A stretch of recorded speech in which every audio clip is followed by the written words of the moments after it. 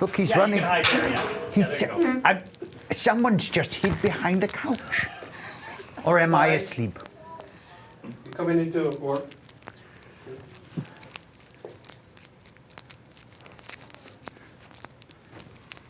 Arthur!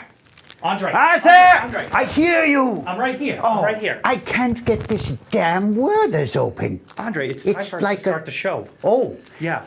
I'm Andre, and welcome to which part? You got to introduce the show. What show is that? It's our Valentine's Day show. Oh, Valentine's Day. Oh, good God, it's a demon! Is this the ghost of Christmas yet to come? It's like a giant whale heart.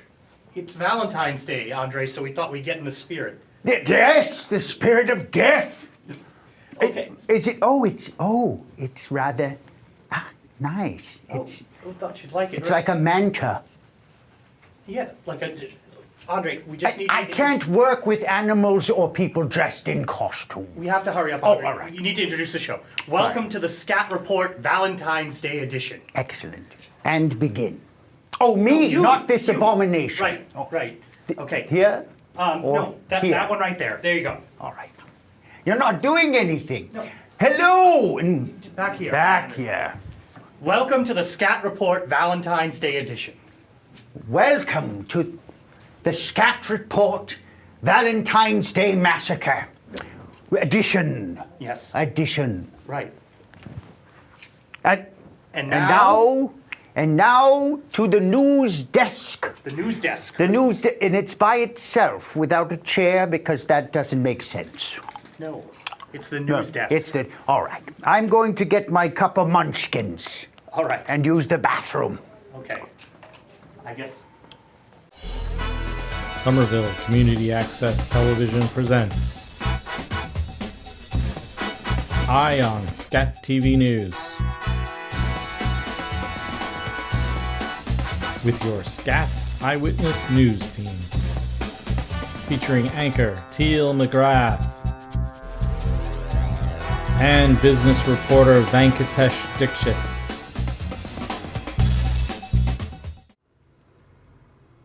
Hi, I'm Teal McGrath. Welcome to the Scat Report.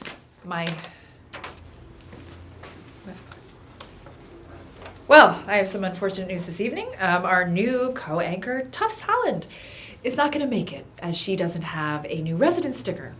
She just moved in 2 days ago to the Teal Square area, and while waiting for the cable company to hook up her HBO so she could provide proof of residency, she received over 25 tickets apparently and is now considered to be on the lam. But she got the boot, so it looks like she's going to be having to take the bus. Tufts, wherever you are, I still need payment for my niece's Girl Scout cookies. Come back. All right, our top story tonight. It appears that the warm winter has resulted in less snow for the Somerville DPW to clean up this year. Last year at this time, we had experienced, as I'm sure you all remember, 60 inches of snowfall as compared to the 7 inches this year. The result is a surplus in the snow removal budget and an excess 1,500 tons of unused salt. But never fear, with street cleaning season about to arrive, the Department of Public Works has revealed it will use the idle snowplow fleet to regularly make runs to scoop up cars that are parked on street cleaning sides of the street. Never a dull moment. And the salt will be used to catch those pesky squirrels on the bike path extension. Yes, my little arch enemies, your time is coming soon. Oh, and Mr. Mayor, you may want to watch out as Mother Nature, after being so agreeable this year and saving the city lots of money, is thinking about running for mayor. Go Mother Nature. So please stay tuned.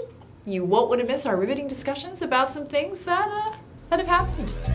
Stay tuned.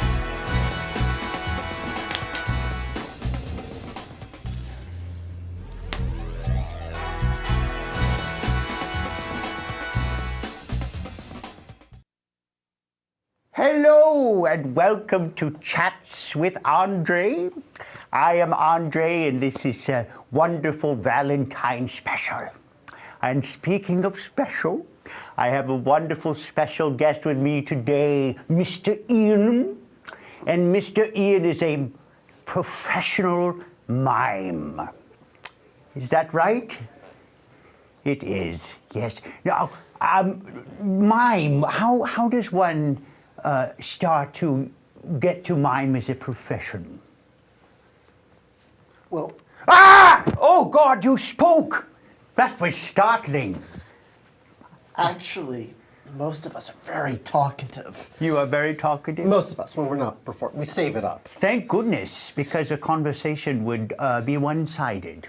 This is true. So, mime, what is the art of mime? Do you just trap yourself in a box?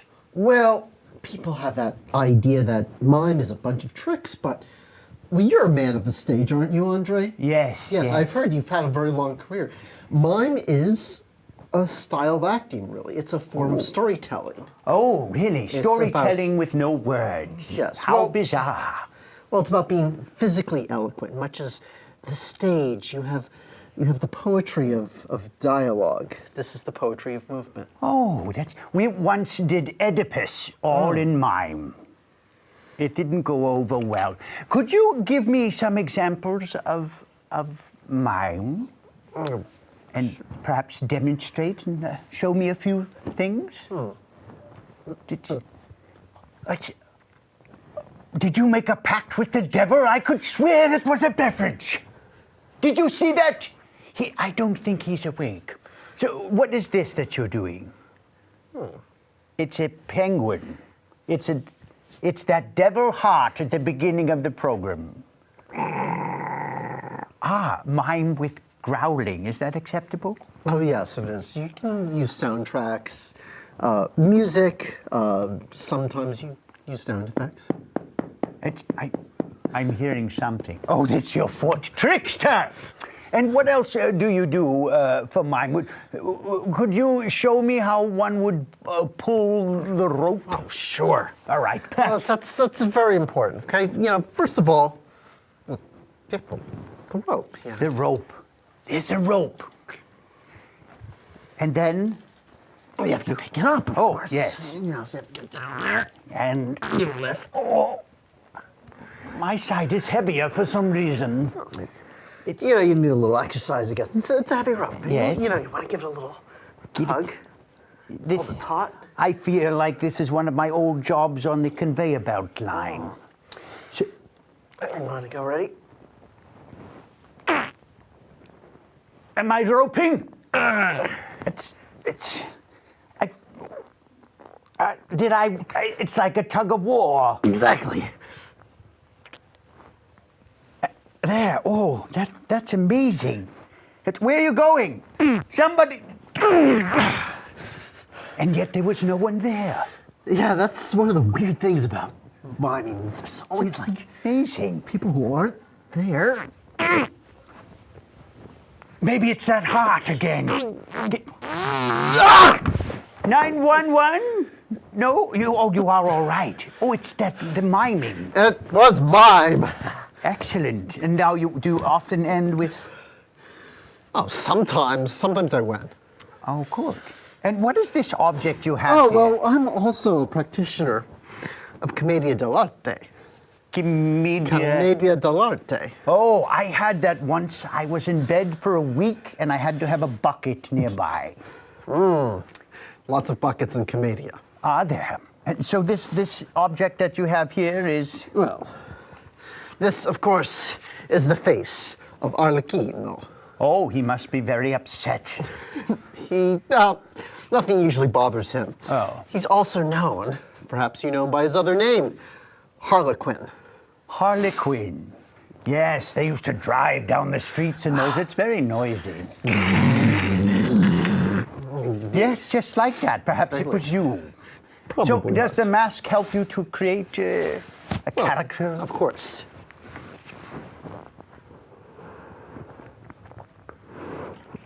I'm being silent now. I feel like a mime. And what is that? Oh, you remind me of my father. Buongiorno. Oh, Arlecchino am Arlecchino. excellent. You are Andre. See? Yes, I see. It looks very masculine. This is much like the nightmare I had last Thursday.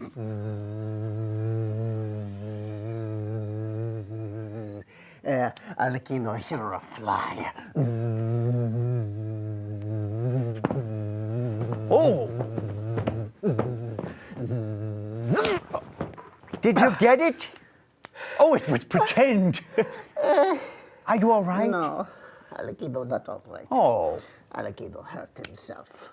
that is amazing. We often would use these sticks in the theater, and we would whack ourselves before we went on. See. Yes. He's hurting so much. That is amazing. I am both astounded and terrified. See. Oh, I screamed like a girl. Well, I'm I feel afraid, like a girl. Ian, or whoever you are at this time, we are out of time for now. But Time? yes, I would like to thank you for coming. Perhaps you could destroy all of the imaginary flies in here.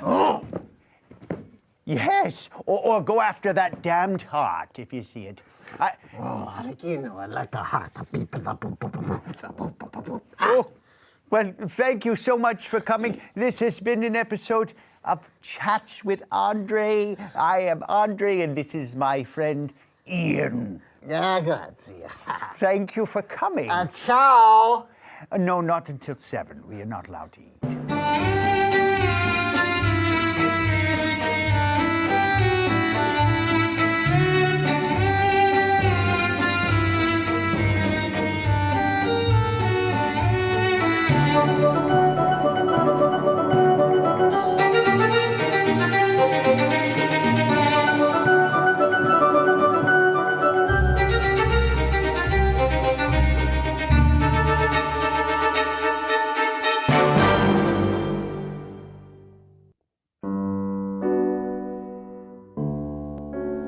Dear reader, the Ville continues to escape any Arctic assaults, and our meteorological shamans, so often held in ignominy, have now become welcome heralders of an early spring.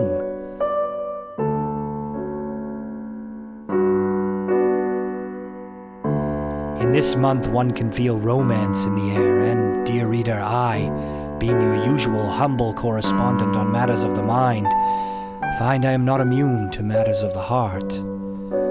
My daily wanderings brought me to the neighborhood of Prospect Hill, where it is rumored that George Washington himself raised the first flag of the Revolution.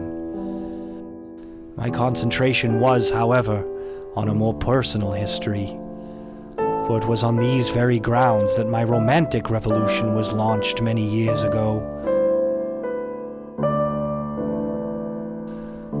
I will forgive your surprise, dear reader, when I inform you that the object of my affection was a Cantabrigian, and indeed during our courtship many of our encounters occurred in the squares and yards of that very city.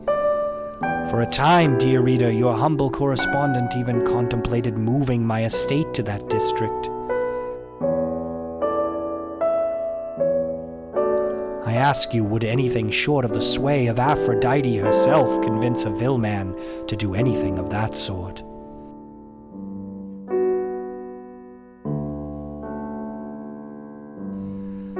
But the legendary spell of Eros proved powerful enough to bring two such disparate cultured peoples together for a brief but wonderful time. Every step of my walk on those grounds today I was, it would seem, followed by love, in ways both pleasant and haunting. The tower of the citadel once used to defend the Continental Army was not made of strong enough stone to protect my spirit from the distant calling of my younger heart. From the turret we look upon the streets and fields of our past romances, with only the height of our nostalgia to protect us. In that air, I found I needed to move onward. For while tempted to remain at this impromptu feast of St. Valentin with my beloved Cantabrigian of my dreams, I had appointments to keep at one of the Ville's culinary establishments. But, dear reader, I will confess to you that my romantic reverie has left me hoping Cupid's mighty bow continues to bridge cultures and borders, and that perhaps I, too, will know its sting again one day.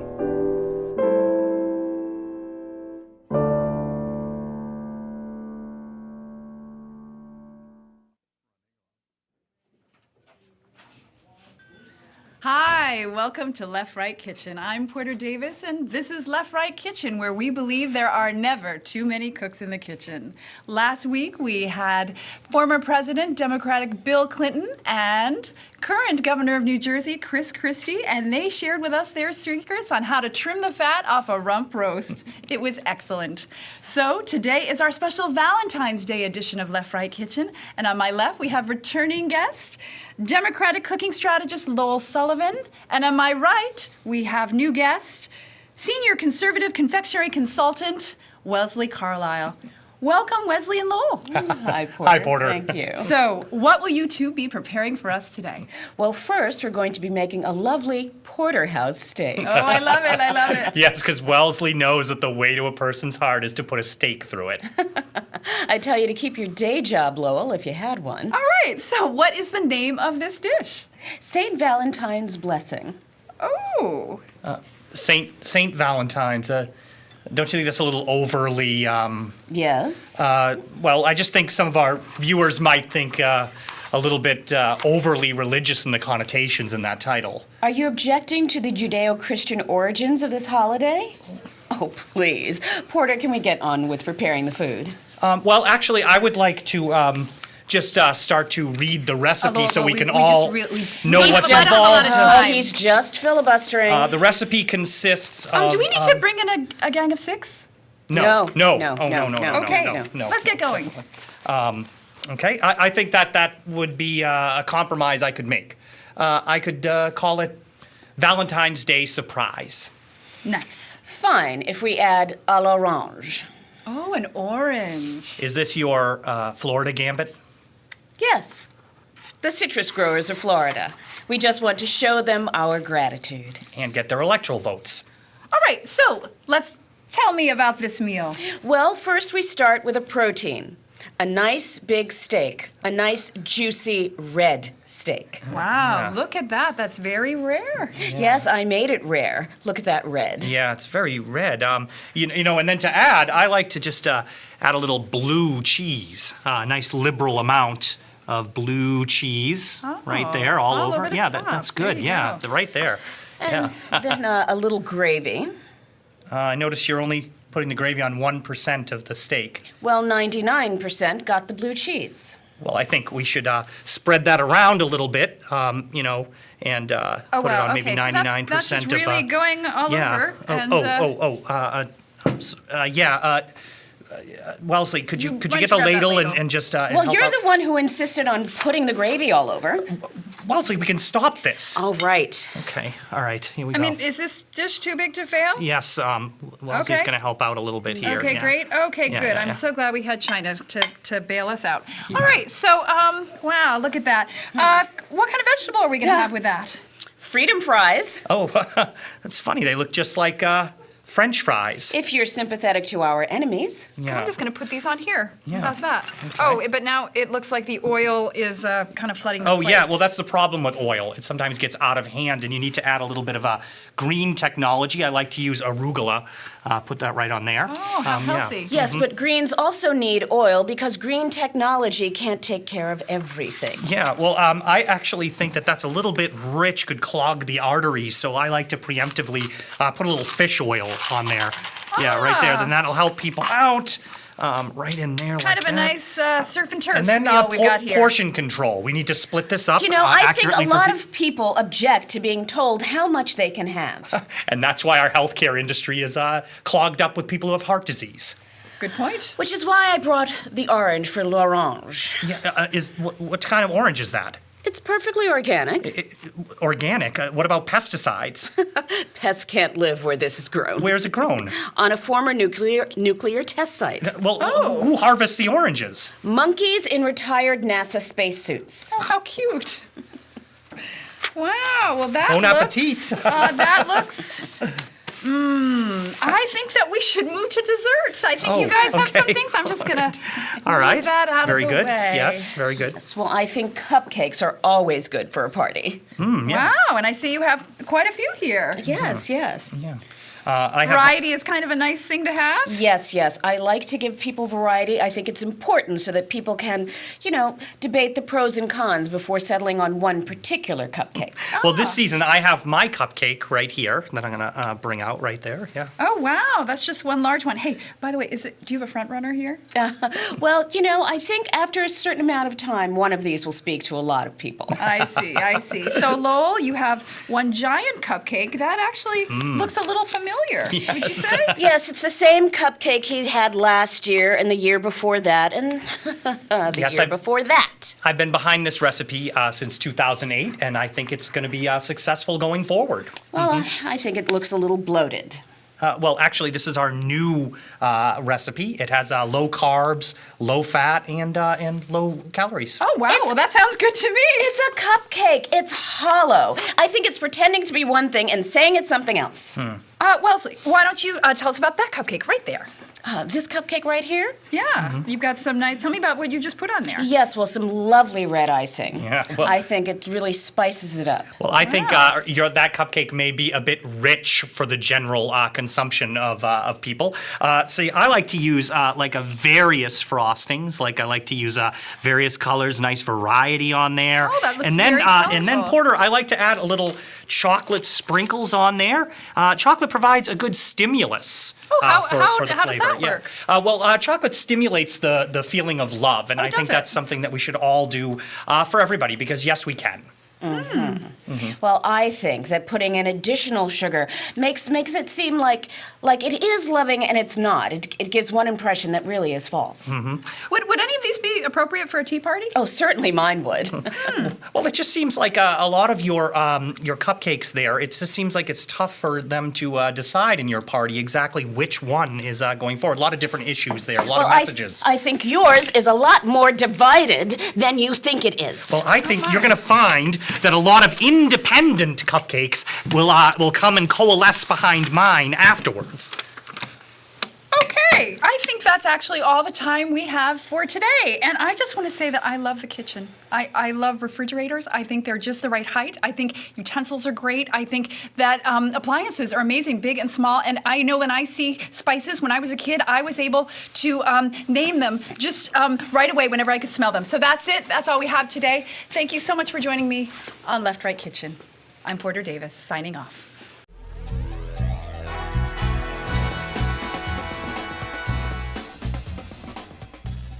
Welcome back to the SCAT report.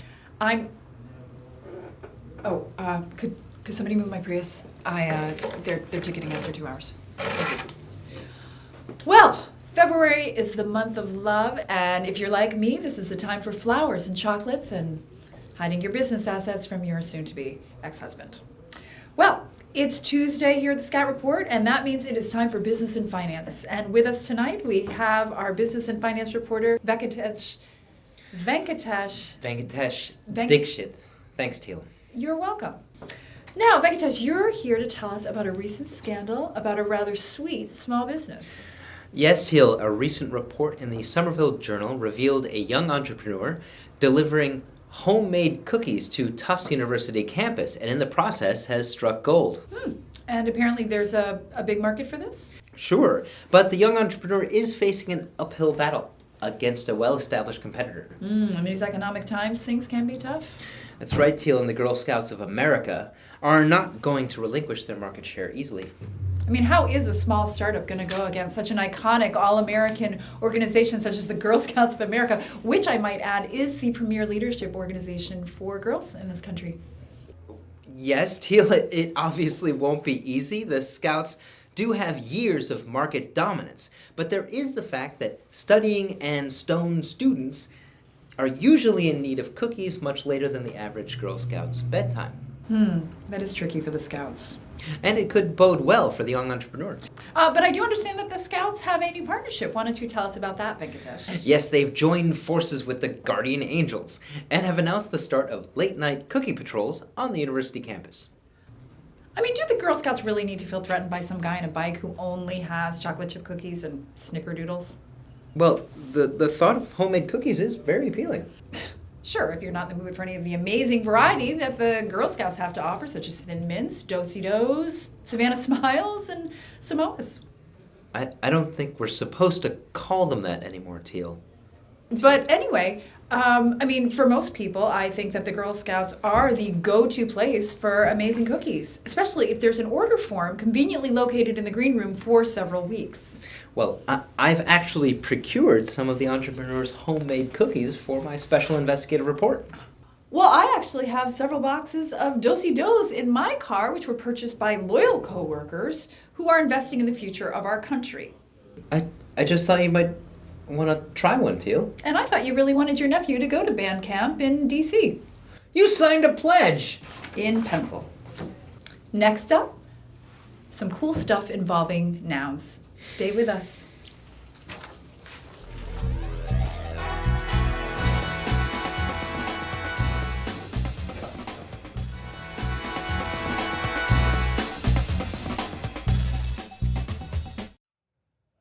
Hi, I'm Porter Davis, and it's Tuesday, and that means it's time for Book Talk.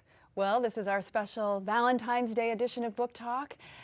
And so this is the time of our life where often a lot of people think about those that they love, and some of us, those maybe who don't have loved ones, are wishing that we did, and just being really loving towards those who already do have loved ones.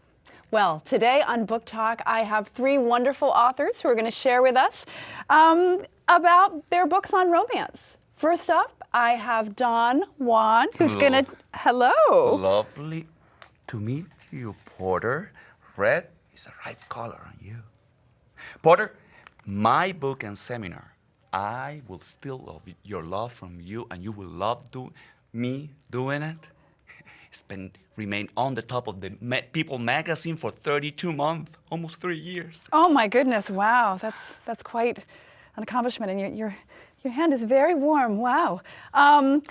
We also have Professor Emerson Woodhull, and he is here to tell us, I believe, about the different languages of love. Is that right? Yes, my book is Whale Songs and Other Lovers, based on my 2 years in the Arctic studying the beluga whales. Wow, interesting. And lastly, we have lifelong Somerville resident, Howie Magoon. And what are you going to share with us, Howie? Porter, I will be talking about my romantic memoir, Busted Knuckles, My Life and Almost Death as a Gangland Enforcer. Wow, it sounds romantic. It's a great Valentine's Day gift. Excellent. So let's start with you, Mr. Juan. Porter, please call me Don. Oh. Don Juan. Okay, Don Juan. So, what advice would you give to our audience if they were, say, a smart professional woman who is perhaps in the public eye? Oh, see this orange? Yes. Orange is a very sexy, rich color. I see. Her brave, passionate exterior, public exterior is the rind. Oh, the rind, oh. So we must never let us forget that the rind is not so thick. So when she's peeled, she's juicy, sweet, and seedless. Unless she has seeds. Seeds of passion. Passion in every gesture, passion in every nuance, in every conference call. She must bring passion to her life, professionally and otherwise. Huh.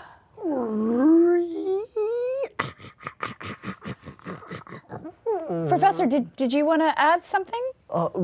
Did I say something? Yeah, you made a weird sound. I may have been involuntarily responding to the distant cry of an isolated creature. Oh, well, I understand that you have advice for those of us who might be wishing we were with loved ones at this time of the month. Yes, I learned my 2 years isolated, my Arctic research station, that one must embrace the loneliness. I found myself often liberated by listening and coming to understand the swooping highs and lows of the beluga whale's funeral dirges. Could we hear what one of those maybe is? Oh, yes.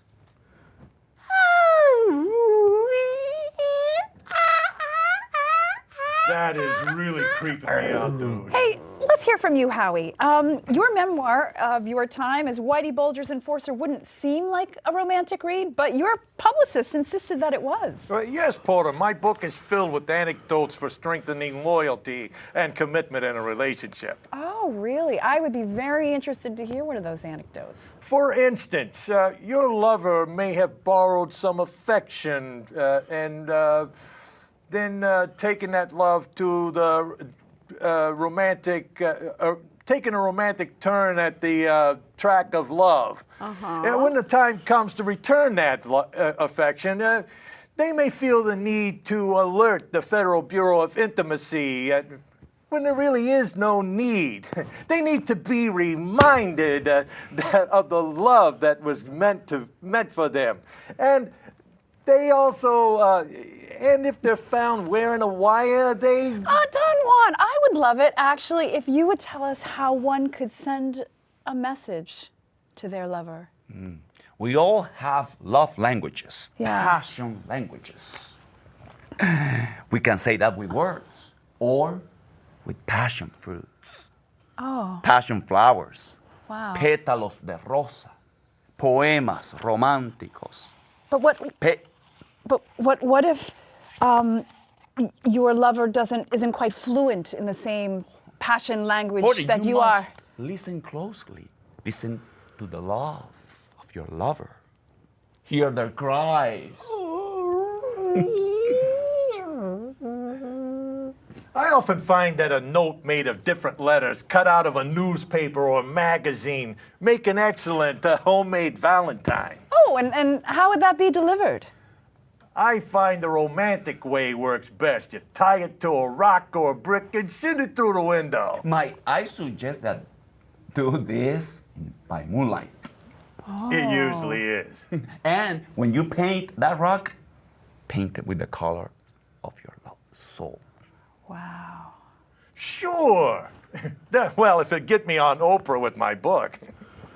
I found that when I was on my ice shack that I found some solace by listening to my one Morrissey CD and the cries of the anomalous lost penguins who on the next ice floe, I found their community invigorating.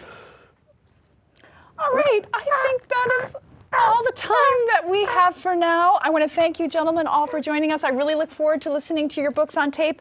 And thank you. And maybe you could read yours to me over dinner one time. Thank you so much. I'm Porter Davis. And this has been Book Talk. Thank you. Hi.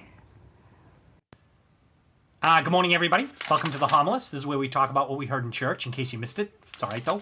My name is Father Pike. This morning we're sending this out over the Twitter because my niece, she's at MSN for Communications. She said that's where all the smart people are at. This morning we heard a story about Jesus, all right? Jesus was partying.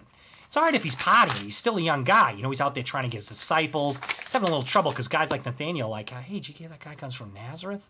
What's that all about? It's kind of like being from Lawrence, you know? But Jesus is chilling out. He's drinking. He invited his disciples because I guess they don't have a problem with that at weddings back then. So he's at the wedding, he's dancing, you know, he's busting the move. But out back, they're getting a little worried because the wine is running out. The servants tell the bride and the groom, they're like, oh my God, it's going to run out. We shouldn't use your brother as a caterer.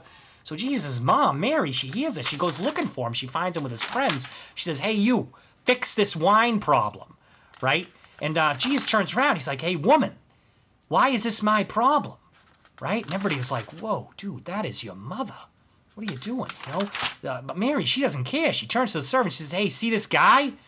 You do whatever he says. Sort of like my cousin Greggy, you know, he's a really good boxer, but then he fell in with some bad guys, you know, he's drinking. His mother didn't like that. Next thing you know, he's 300 pounds on the couch with potato chips and stuff. His mother's like, hey, I'm not supporting you anymore. get out there and do something, you know? So he gets out there, he's back in the gym, you know, he's lifting weights, doing the step aerobics, like a montage. And he gets all the way to semifinals of the Golden Gloves, you know. He doesn't win, you know, he's kind of busted up. He's working at a convenience store. But the kids, they look up to him. He's not just like some alcoholic. So Jesus is like, yeah, I should listen to my mother. He says, all right, servant, see these stone jars? I want you to fill these jars with water. So the servants are like, all right, you know this is where we wash our feet, right? So Jesus is like, now take this to the head waiter. Like the head waiter, that guy's conceited. He's never gonna like that, you know. It's like, so the head waiter tries it. He says, bring me the bride and the groom, you know. And he says to them, he says, listen, most people serve the good wine first. You've saved it for last. And everybody's like, yeah, this is the good wine, you know. It's a miracle. He changed the water to wine. And Nathaniel shows up. He's like, hey, Jesus, I know I had a problem with you. You were from Nazareth, but now I just wanted to tell you, I think you are all right. And I think that's something we should all think about. So see you next week on the Homilist. I was told I could use the restroom. Welcome to Chats with Andre. I'm Andre, and this is a Valentine's special. And I have a very special guest with me today. It's Alice. Alice through the looking glass. And you are a dance teacher. Yes. Is that right? Yes. That is excellent. You know, oftentimes in acting, we are required to dance. Great. Yes, and we say dance because we get more money when we say it like that. Oh, I should try that too. You should. That's a great It's idea. dance. Dance. Yeah, Perfect. excellent. Thank you. You have a career ahead of you. Oh, wonderful. So, what, Alice, is your favorite dance? I love to dance. Did I say it right? You said it, Good. yes. I love to dance. I love all types of dance. You And do? I do. And Do you like Kesha? I listen to Kesha every morning. Hot and dangerous, if you're one of us, then roll with it. I have no idea what she's talking about. What is your favorite music? I like everything. I like Ooh. classical and country and hip hop and rap And hip-hop, yeah. R&B, and I like everything. So, Opera. could you perhaps teach me to dance? Yes, actually, what I love best in teaching dance is I love to see other people's creativity. Oh. And what I really wanted to do is in 3 minutes to make a dance. You and I together? Yeah, exactly. Oh. Ready? Yeah, I don't know, but Okay, I'm great. going to Well, do let's it. stand up. All right, standing okay, so up. first we have to do a warm-up. A warm-up. All right, I'll get my mittens. No. Okay, good. So with your shoulders. So Yes. can you roll your shoulders one way? Roll them. Carefully move them. Perfect. In a circle. Now maybe add your elbows as well. Add them You move them like too. this. Yeah, perfect. And I now feel like Twyla Thorpe on some Oh. medication. That's perfect. Now can you move your whole arm? My whole Yeah. Can you make a whole circle? Yes. Great. Can you cross it in front of you? Can you cross your arms in front? I can, yes. Can you bring them in the back? Cradle the baby. And what is this? Upon the cross. Can you bring them front and then back with your back too? And front and back. Perfect. Can you reach up and go to the side? And to the other side? I feel like it's romper room. Oh, fantastic. And can you, I teach a lot of 3-year-olds. Oh, you do? I do, yes. Can you move your back? Perfect. I can. Now, what I want to do, oh, that's great. Did you? I just invented it. Oh, I call it that's the I'm in pain and did not take Advil move. Okay, we can have that be our first dance move. All right. Good. So we have 2 more minutes to make the rest of our dance. 2 minutes. What's the next shape going to be? The next shape, let's see. The first one's this. This, yes. The next one is? Is this. This. Okay, so we go from here to here. To here. Great. Now, should we go slowly or quickly from one thing to the next? Let's go quickly in case I pass out. All right. So, this. Of course. Okay, so we have from here to here. Yeah. And now, can we change our facing? So Yes. we're not always this way, but maybe we can look this way or this way, just for creating our exceptional piece. Yes, we would often have to change faces upon the theatre. Yes. Yes, just we like called it Mummenschanz. So Okay, so we this- have this, and then we have this, and then where do we, and then where do we go? and then, we're making this up. We are. Yes. We could do sort of a South Pacific. Perfect. Now, can you do that with your knees as well? I'd have to remove them to bring them. Oh, just yes.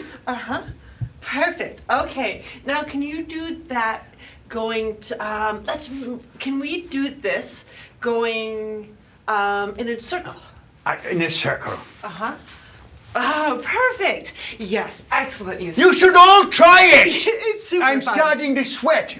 So, Okay, so here. bring it together. Right, exactly. So we have our dance. We Yes. have our this one, Yes. and then we have this, Yes. and then we had The the whole circle Hawaiian. thing, the whole Hawaiian. Yes. thing. Now, what I like to do, the way that I love making dances. The way that I like to make dances is I like to make a shape that I. A That's how I shape. start. Please, not a heart, because I saw a horrible manifestation earlier. No. No.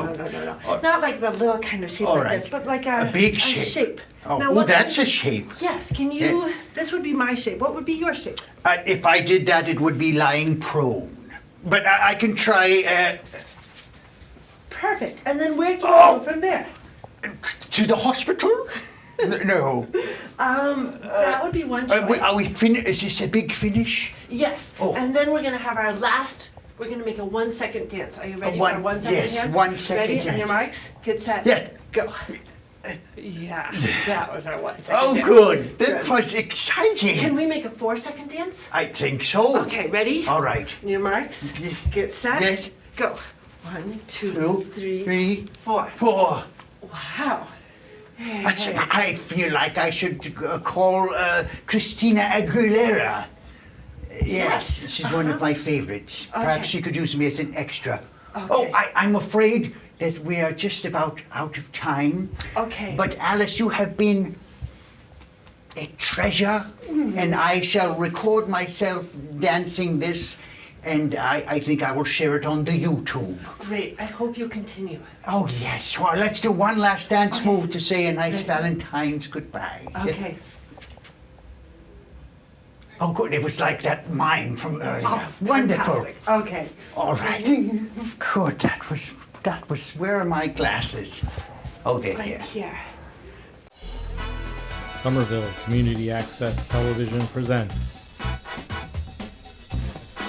Eye on SCATV News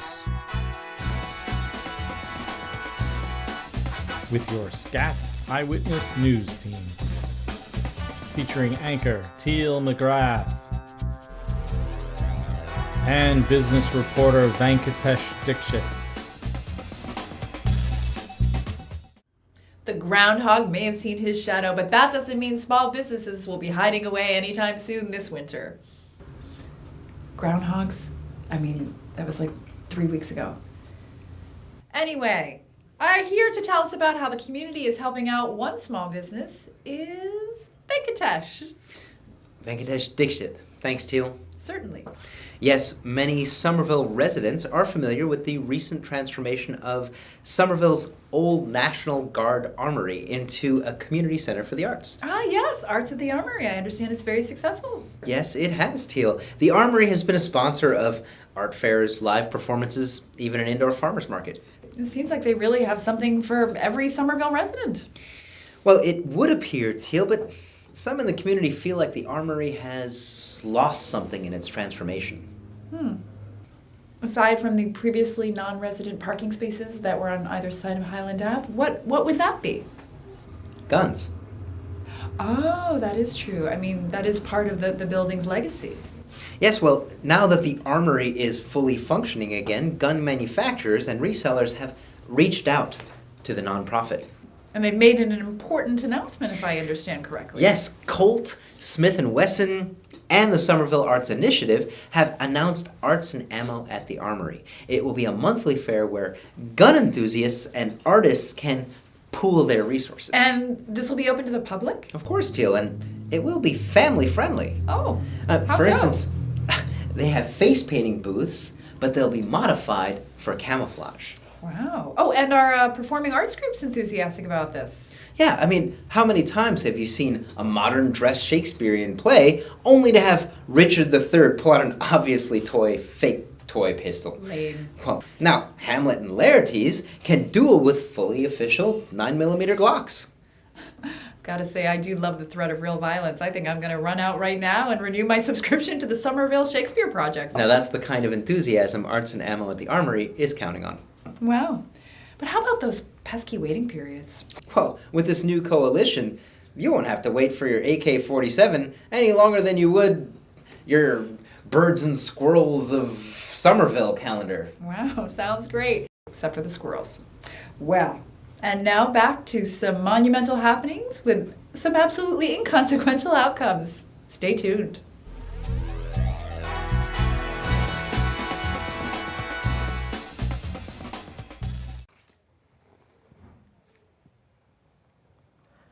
I can't believe this. Welcome to Charlie Talk. I'm Linda Leachmere, your host. On Charlie Talk, we invite regular T-riders who take public transportation every day to join me for a discussion about how we can improve our services. We were advised by our PR team that this would be a good idea, and I'm the T official that drew the short straw. So, today I have several guests. Please welcome Marcos Polos, agitator from the Occupy Alewife movement. Activist, Linda, activist. Busker Moominchance, a musician who we're required to grant a permit to so he can perform regularly at various T stations. Namaste, Linda. And Stacy, a regular T-rider.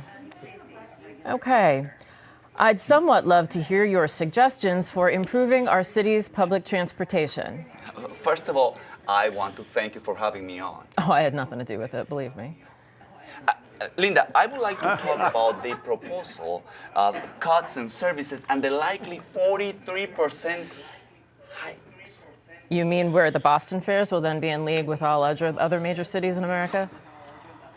I would like it if the trains could come less frequently so that commuters could spend more time at the station listening to my music. Busker, we are totally working on that, believe me. Also, I would like it if the trains could come faster, so it would help with my Aeolian wind harp. Excuse me? Oh, it's a sacred instrument, and it's played by the wind of the passing train cars as they rush into the station, playing this beautiful music untouched by human hands. You must be kidding me. No. Linda, I would like to talk about the proposal about cutting services that would eliminate bus lines that many seniors rely on. These are great points, Marcos, so I'd like to ask you. We're redesigning the Charlie card, so do you think we should stick with the traditional green, or should we look for like a red stripe or like an orange stripe? How does that help the seniors? Have you listened to my music, Linda? Oh my God, no, I don't take the tea. Oh, it's a fusion of jazz, klezmer, didgeridoo, washboard music, and silence. And I play it on my very own instrumental creation, the Greater Motophone. It's played by scraping this piece of metal here against this metal. No, please don't. Okay, I'd like to take an informal poll here. If we were to pipe good music into the T station, would that help your waiting experience? I think our waiting experience would be greatly improved if the train ran on time. Interesting. Stacy, we haven't heard from you yet. What are your thoughts? Oh, I pipe in my own good music on my headphones through my iPod. And you know what I would really like to change? Like the people who stare at me, like they seem to be pissed off it's too loud. Could you change that for me? Well. And I'd also really like it if you could like change it when like the creepy guys come and sit next to me. Can you do that for me? Yeah, I don't think that's in my jurisdiction. Well, whose jurisdiction is it? Because it like really sucks, and I'm sick of these douchebags staring at me. And you know what you could do on the announcements? It could be like, "Hey, Stacy, creepy guy is approaching. Hey, Stacy, creepy guy has arrived." I think writers are entitled to efficient announcement with accurate information about delays and service. And stalkers. And don't end the announcement with the, "We are very sorry for the inconvenience," because you're not. Speaking of our announcements, I'd like to take an informal poll. We were thinking of having a show like The Voice to audition different people to record the announcements. Are you serious? I love it. Sign me up. Okay, I'd now like to address the budget. Oh, it's about time. We were thinking about creating personalized people spaces. Are you serious? Yes, it is exciting, Marcos. If we were able to rent out each square foot for people to have their own personalized waiting space, we could significantly reduce our budget. So, like, if some creepy guy came into my space, could I get him arrested? I don't see why not. Oh, God. I'm totally into that. Totally got my vote. So let me get this straight. You can have like a space and everyone has to stay in there, and that means that they would have to sit there and stand there and listen to artists like me who are making valuable contributions to society? Oh, just like a veal farm? Well, except that people would be paying for the privilege. That's all the time we have. Thanks for joining me. I just tweeted about it. Great.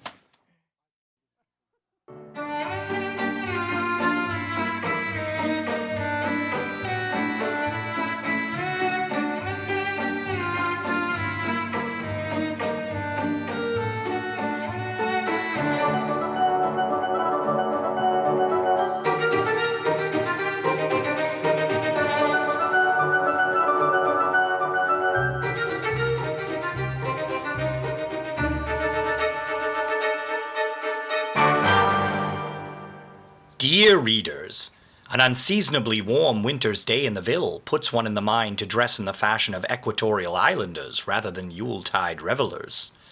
Meanwhile, the voice lines of Mr. Graham Bell, which you will remember were first publicly demonstrated when Dr. Watson phoned the Boston Music Hall from Somerville, have been vibrating incessantly with word of the encroaching verdant motorized streetcar.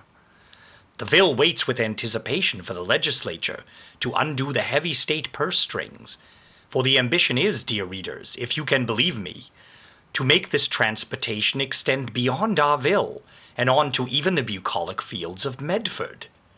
The question about the many squares of the Ville is just what our pastoral brethren in that hinterland will do with this newfound mobility.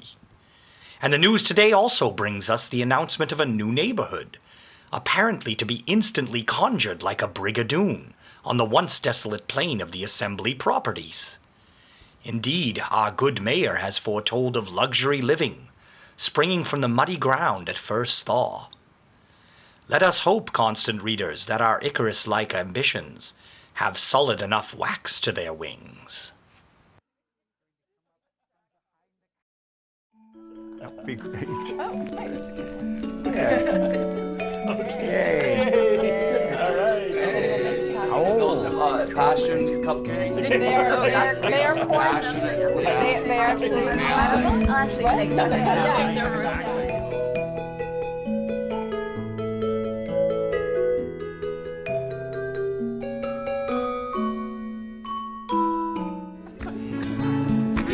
This is real chocolate. He actually has two eyes. Yes, it does taste like lemon. You want to see what I learned? What did you learn? I learned that, yes.